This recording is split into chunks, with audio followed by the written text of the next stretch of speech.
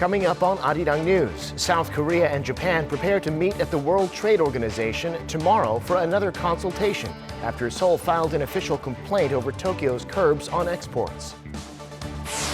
The government announces more leeway for small and mid-sized companies who next year will have to limit the work week to 52 hours. For one thing, a longer grace period for them.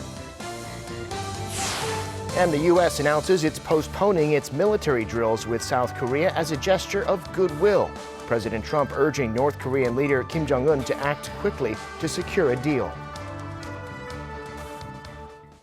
It's 4:00 p.m. here in Seoul. Thanks for tuning in to Arirang News. I'm Devin Whiting.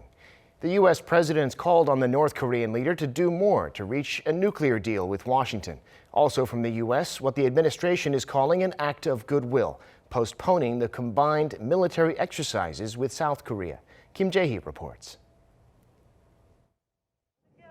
Amid the ongoing deadlock in denuclearization negotiations between Washington and Pyongyang, U.S. President Donald Trump took to Twitter on Sunday to call on the North's leader to act quickly and get a deal done.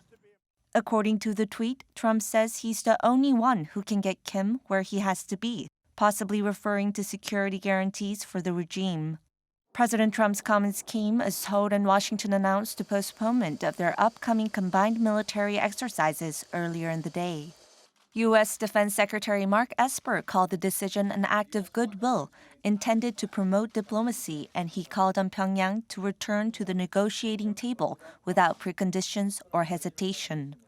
Despite joint efforts by South Korea and the U.S. to bring North Korea back to the table, the North state-run Korean Central News Agency reported on Monday that its leader has been supervising North Korean Air Force drills. The agency reported that Kim Jong-un was very pleased after watching an airborne landing training and commented that training should be carried out in a harsh environment to improve the war readiness of the armed forces. The news also comes only 2 days after the same agency reported that Kim attended a military air show. Kim Jae-hee, Arirang News. Recent satellite pictures of North Korea show 4 specialized rail cars at the Yongbyon nuclear complex, prompting speculation that the regime is moving some of its radioactive materials. According to the Center for Strategic and International Studies, based in the U.S., the rail cars were spotted in images taken from November 1st to the 9th, the first time they've been seen in 7 months. The report said it's unclear whether the vehicles were actually carrying radioactive materials or equipment, and it was unclear whether the North put them there to gain leverage in the denuclearization talks or is actually doing some nuclear-related work. South Korea and the U.S. are holding another round of negotiations today on sharing the cost of stationing American troops on the Korean peninsula. The first of 2 days of closed-door meetings is underway in Seoul between South Korea's top negotiator, Chung Eun-bo, and his U.S. counterpart, James DeHart. Washington is reportedly calling on Seoul to pay $5 billion, which is more than 5 times the amount South Korea agreed to pay under the current deal that expires at the end of this year. Seoul has said repeatedly that the figure has to be fair and acceptable to both sides. The response to the massive increase proposed by Washington has been met with growing opposition among South Koreans. Activists held protests outside the meeting venue, claiming that Washington is trying to extort South Korea's sovereignty.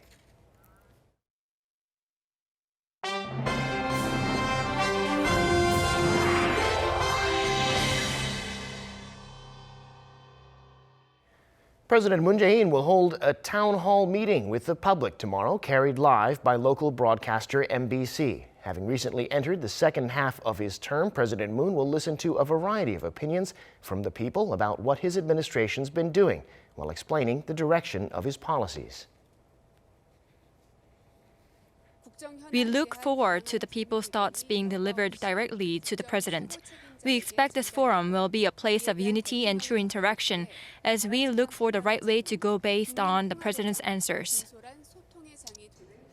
The meeting will run for 100 minutes beginning at 8 p.m. Korea time. The president will not be informed of the questions ahead of time, so he'll be answering on the spot.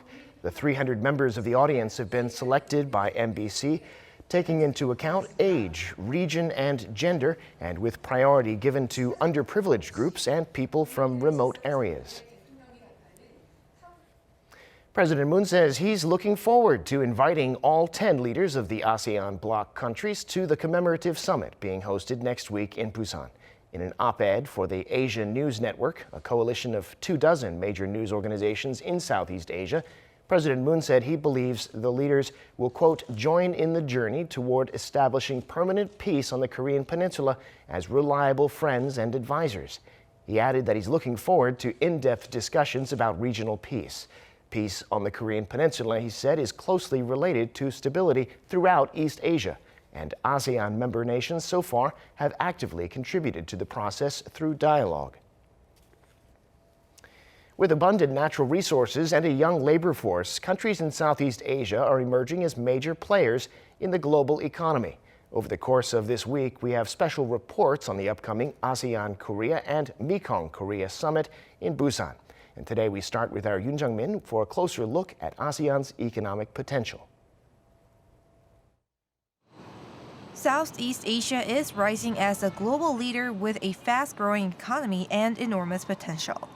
First established in 1967 with 5 countries, the Association of Southeast Asian Nations, or ASEAN, is currently made up of 10 Southeast Asian countries, including Indonesia, Malaysia, Thailand, and Vietnam.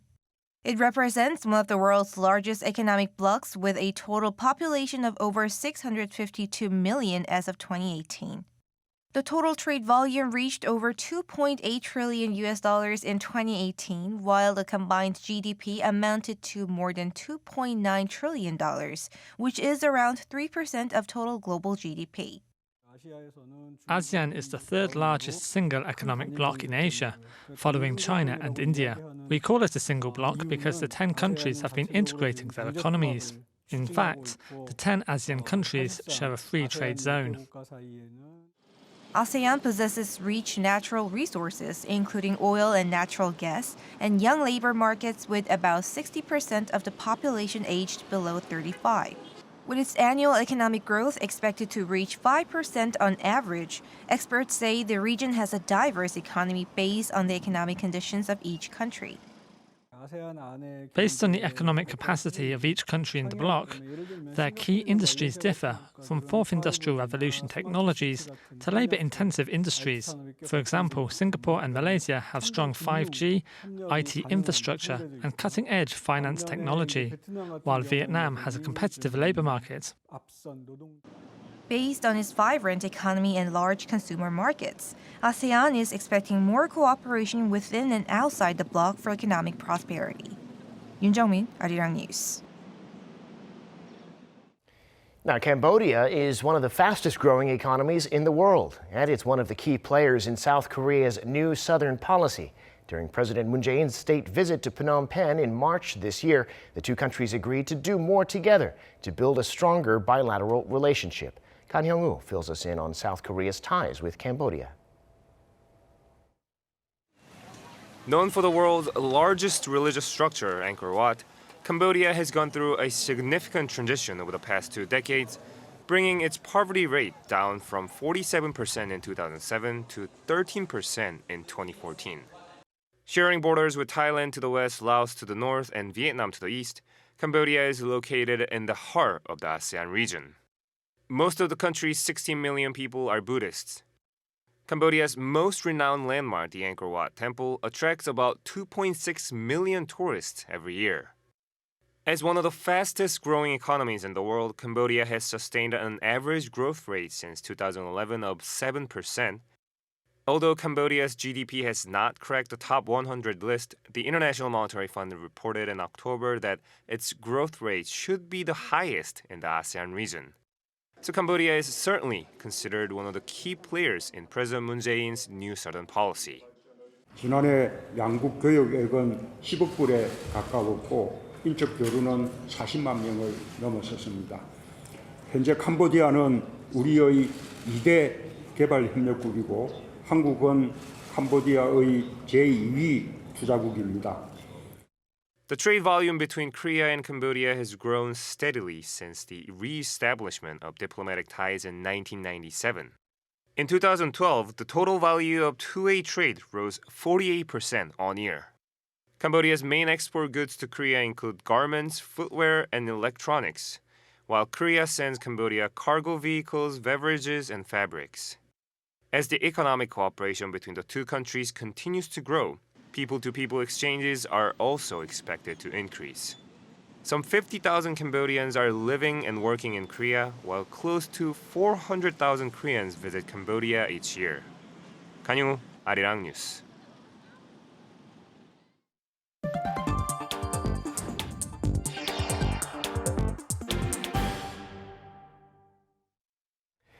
Representatives from Seoul and Tokyo will sit down tomorrow at the WTO for talks on Japan's export curbs. Meanwhile, data show Korea's imports from Japan have fallen sharply this year. Kim Hye-sung reports. The second round of bilateral talks between South Korea and Japan over Tokyo's export restrictions will take place at the WTO headquarters in Geneva on Tuesday local time. This is a consultation that follows the WTO dispute settlement procedures, so we will sincerely engage in discussions that meet the purpose and intent of the talks. Seoul and Tokyo held their first round of talks last month at the WTO but failed to reach an agreement. In July, Japan imposed export curbs on 3 key materials to Seoul that are used to produce semiconductors and display panels. The South Korean government in September filed a complaint with the WTO saying Japan's move is inconsistent with its obligations under various WTO agreements. If a resolution is not reached at the second round of talks, a WTO dispute settlement panel can be set up. While the trade dispute between Seoul and Tokyo continues, data released by South Korea's trade ministry shows its trade deficit with Japan is forecast to fall to a 16-year low this year. In the first 10 months of 2019, South Korea posted a trade deficit of $16.4 billion, down more than 20% compared to the same period last year. Given the current trend, the deficit is expected to fall below $20 billion for this year, the lowest level since 2003. The sharp fall comes as imports fell much faster than exports. Japan's semiconductor-related equipment exports fell as Korean companies cut their investment in chips amid the semiconductor market downturn. The trend is likely to continue until after companies start increasing chip facilities investment again next year. In the long run, it depends on how successful Korea is in developing its own semiconductor equipment to lower its dependency on Japan. At the same time, Japan's consumer goods like cars, clothes, and beer all dropped. Japanese auto sales since July have fallen to less than half of what they had been the previous year. Kim Hye-sung, Arirang News. The South Korean government has announced measures to help small and medium-sized companies adapt to new rules on working hours that'll take effect next year. With the work week restricted to 52 hours, they'll get a longer grace period on compliance so long as they're making a good faith effort, and there'll be more leeway for companies in their busy seasons. Hong Yu has this report. Starting from next year, the mandatory 52-hour workweek regulation will be expanded to small and medium-sized companies with 50 to 299 employees. To help these firms cope with the change, the government announced some complementary measures on Monday morning. The measures include an extension of the guidance period from 6 months to a longer period, during which companies will avoid punishment when they have employees who work more than 52 hours. The guidance period will vary depending on the size of the company and the amount of effort a company has put into following the 52-hour workweek regulations. The measures will also ease the requirements for granting special extended work hours for certain situations that require intensive labor. Special extended hours are currently permitted for limited occasions, such as natural disasters, but they will be expanded to allow for times when there is a temporary surge in workload. Lastly, the government says that they will support SMEs that are short of employees. The government is planning to expand the employment of overseas Koreans for sectors suffering from labor shortages. The Minister of Employment and Labor, Lee Jae-gap, said these improved measures will be imposed sometime in January if the revised Labor Standards Act doesn't get through the National Assembly by then. However, even with the complementary measures, there are limitations to how much these measures will improve working conditions. It is essential to improve the system through a revision of the law to solve fundamental problems. Labor representatives argue that the expansion of special overtime work could be used arbitrarily and that it is tantamount to giving up on the attempts to shorten Korea's working hours. Hong-yu, Arirang News. Time now for an in-depth look at the market news this afternoon, and for that I'm joined on the line by Dr. Yang Jun-seok, professor of economics at the Catholic University of Korea. Dr. Yang, thank you for making time today. Happy to be here. So with anticipation for this deal between China and the U.S., the rally on Wall Street continues to the amazement of many. The world is watching the protests in Hong Kong too, though. What's the story in the global markets? Okay, well, the U.S. market, as you just mentioned, is at or near historically high closing numbers. Asia and Europe last week, they were not as consistent. European markets were generally up but mixed. Asian markets, except for China, was also generally up, but Hong Kong and Shanghai really had a tough time, partially because of the trade war, but probably mostly because of the demonstrations in Hong Kong. And well, a bit of a good news, I guess. Today, Hong Kong and Shanghai indices actually recovered a little bit, but still, the performance overall, I think, has been worrying. Now, why is U.S. market particularly up versus the other markets? I think we could look at some reasons. First of all, the New York market, the American market, seems to be unusually dependent on U.S.-China trade war news. I may go as far as saying that they may be irrationally exuberant. Right now, the news from the negotiating front seems to be mixed, but as long as there's no explicitly bad news, the market seems to be heading up. So they seem to be taking the good news with much more weight than bad news. And then the second reason is that, well, U.S., along with most of the other countries, do have an extraordinarily low level of interest rate right now. And in a sense, money doesn't really have anywhere else to go other than the stock market because the returns from elsewhere are so low.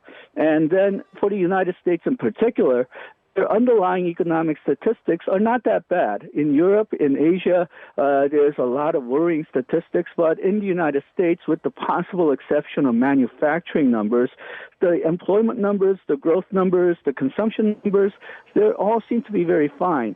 A lot of people were worried about possible recession next year. The worries about that seems to be declining, so that may account for why the U.S. market in particular is doing so well.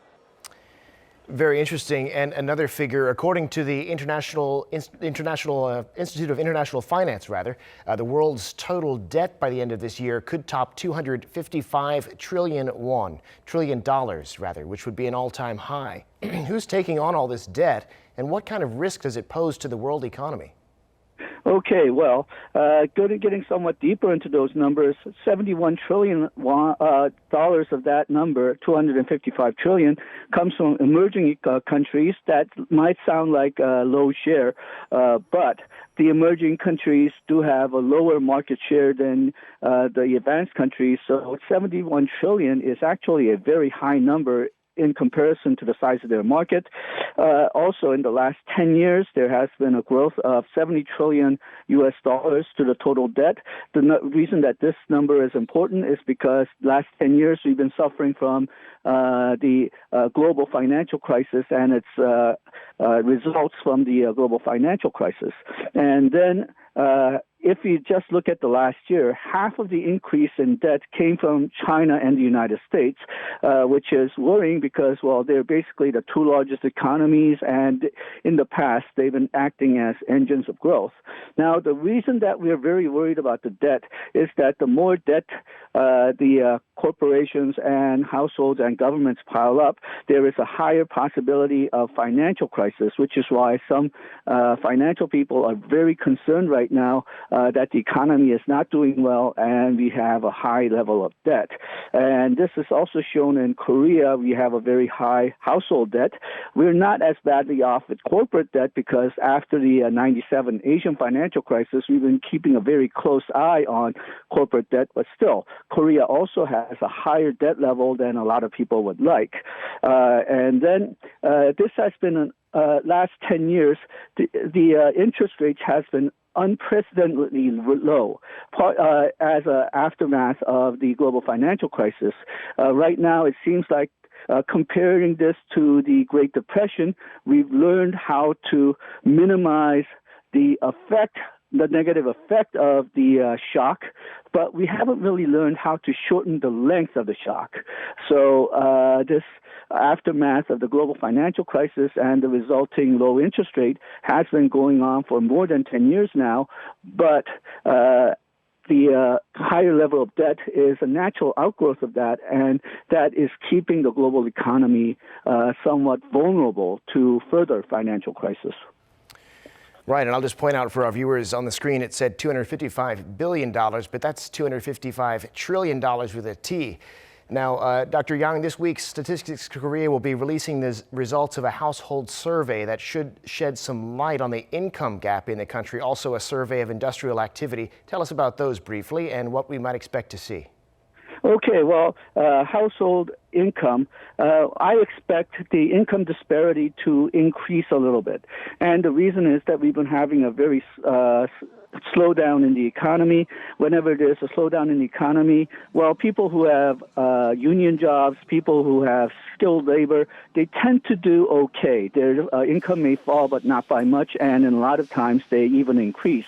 Whereas the unskilled labor who form the lowest income bracket, they usually lose jobs or their pay becomes even lower, so the income disparity usually increases during the period of a recession or an economic slowdown.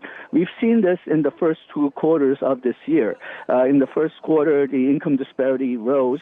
In the second quarter, the income disparity also rose, but the income for the lowest 20% of the population, they held steady. I'm not sure if they'll be holding steady this time for the third quarter. That's why I'm partially expecting the disparity to increase. And then the industrial numbers, well, our exports have not been doing very well, so I expect those numbers to be worse in the third quarter. And then there's also household debt, household credit numbers coming up, which is crucial because, well, household debt has been acting as sort of a burden for Korean economy. That's one of the reasons why a lot of people think that Korean economy is not recovering, even though government is putting in a very large fiscal policy and the interest rate is so low. But I also expect the household debt to increase somewhat. It's an inevitable result of the low interest rate plus the economic slowdown. All right, Dr. Young, we'll be looking forward to those numbers, and thank you for coming on today. A pleasure as always. Thank you. Now, it's not unusual here in Korea to see people wearing cloth masks to filter out fine dust pollution in the air, but not everyone needs to wear them all the time. To clear up the confusion, the National Council on Climate and Air Quality has issued some more detailed guidelines on when a mask is recommended and when to limit your time outdoors. Park Se-young has more. The negative effects of fine dust on health have long been known. This is why many people choose to wear face masks when fine dust levels soar. However, the standards as to when to wear masks and when to avoid outdoor activities have been very vague.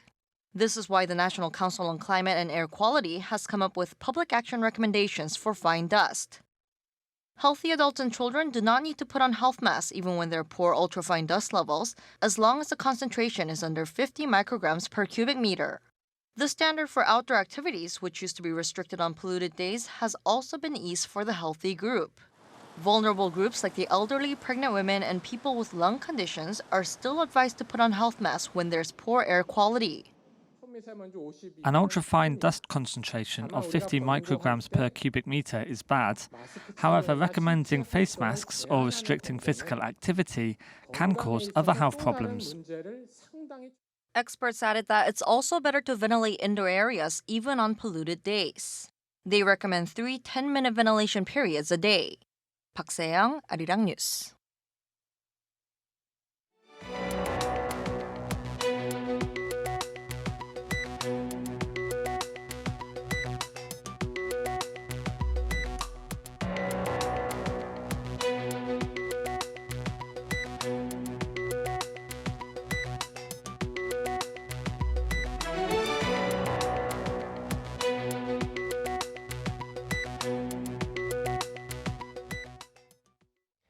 And that brings us to the end of this newscast. Thank you for watching. More live news coming your way at 7 p.m. Korea time.